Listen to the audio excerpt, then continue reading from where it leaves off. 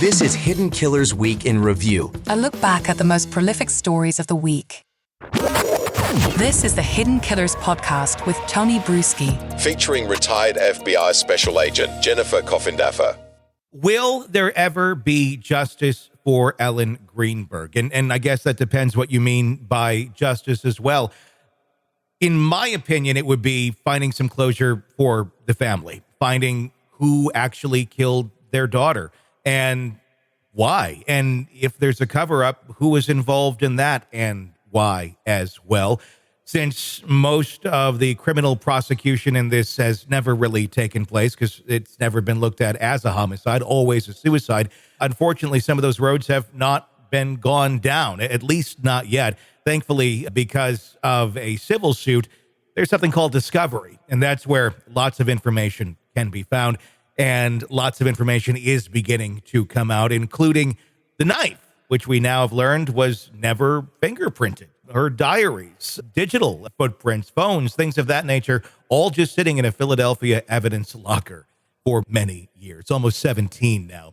Jennifer Coffindaffer, retired FBI Special Agent, joining us right now to discuss this case. When I'm looking at it, I'm looking for ways that they can find who did this. And there's certainly, without a doubt, a lot of roadblocks that have been put into place. And how and why, I don't know. But I'm wondering if in this discovery, if they can start looking at the physical pieces of evidence, if they can get that out of the evidence locker, can we start going down a path to possibly identifying who may have done this? Or did someone think far enough ahead and maybe scrub those items as well? Well, Tony, the first place you always start is means, mode, and opportunity, and with looking at that crime scene. And I'll start even at the very genesis of at least how law enforcement was alerted. Yeah. And that was through the 911 call. Mm-hmm. I think one can merely listen to that 911 call and have at least an inkling of who may have been involved in her murder. You think? And that was the same person who discovered her, the same person who had the opportunity, the same person who had a motive, the same person who on a 911 call, when asked what's happened, well, I don't know, she's laying there. Well, can you give her CPR? Well, I might be able to. Oh, yeah, there is a knife sticking through her chest. You have to listen to the details of that tape. It is unbelievable in terms of not being believable. 100%. To me, if you didn't know what you were listening to, you'd almost think you were listening to someone doing an improv call to a fake 911. Because it doesn't sound real. Oh my gosh. It's just, I don't know. I mean, everybody reacts differently. I'll say that. But my God, I mean, there's a lot in that.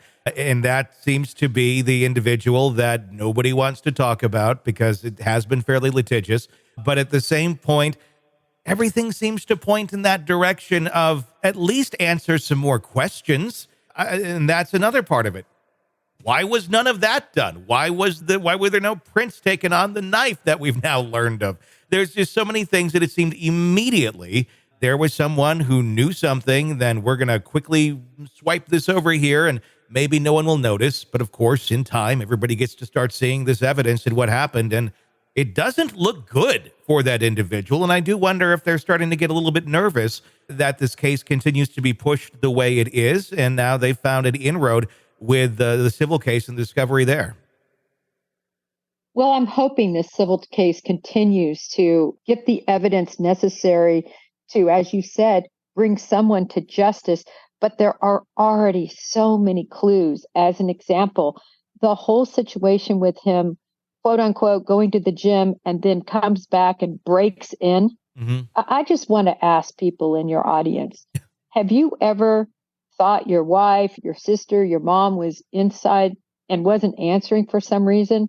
And so you felt the need to break down the door, although he really didn't have to break down anything, because if you look, there was just almost zero damage done, which to me looks like a very staged situation. And none of what he said makes sense with the physical evidence, meaning what he said on that recording combined with how that lock looks. on the door. Well, in what have you ever seen a case where someone has been stabbed 20 sometimes, half in the back and in the head, where they didn't look at it as a homicide? What on earth would be going through anyone's mind to think suicide here? Or at least at the very beginning, I think suicide would be like the shock later on where we've determined this actually was a suicide weeks later after going through all of the evidence and going, well, this really does appear to be that way. This is, initially homicide, then moved to suicide. I don't even know why it would have been suicide to begin with in any stretch of the imagination, but to not initially be investigating someone who was stabbed 20 times in their apartment as a homicide with all the evidence that was there and to not even look at it as a crime scene. That to me is just baffling. It is baffling. And that initial ME, as you just said, did rule it a homicide. He changed it apparently based on this testimony by her then fiance that she was by herself and he had to break in and nobody else was there. So therefore, she must have killed herself. Yeah. That's literally how they put the puzzle pieces together. The only problem is it's a 50-piece puzzle and I see 3 pieces. Well, and what another piece I wonder about here is, let's assume that there is some sort of cover-up going on or something of that nature, trying to protect whoever was behind this. Wouldn't you almost have to have informed the parties that are going to be involved in this case ahead of time that, look, this is going to happen, and here's where I want it to go? Otherwise, I think it'd be a very frantic, oh my God, how do I get this person in this place to say this or that in order for it to flow just as well as it did to not go into a homicide investigation? It almost reads to me like there was more people involved, at least knowledge-wise, of what was about to go down, so it could kind of go under the radar in such an easy way as it happened. Well, how I think it happened, at least based on all the materials that fortunately I've been able to view. The Greenbergs have been great and, have sent everything, their whole case file to me. And it's so good to be able to see a lot of that information. But what I see happened was individuals who got into a horrible fight. A knife was grabbed.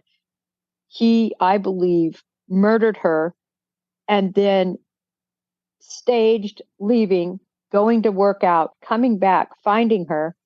This was a night of a lot of snow, a bad night. I think the individuals who showed up were extremely incompetent. And I say that again, based on what I've read and how they handled the crime scene.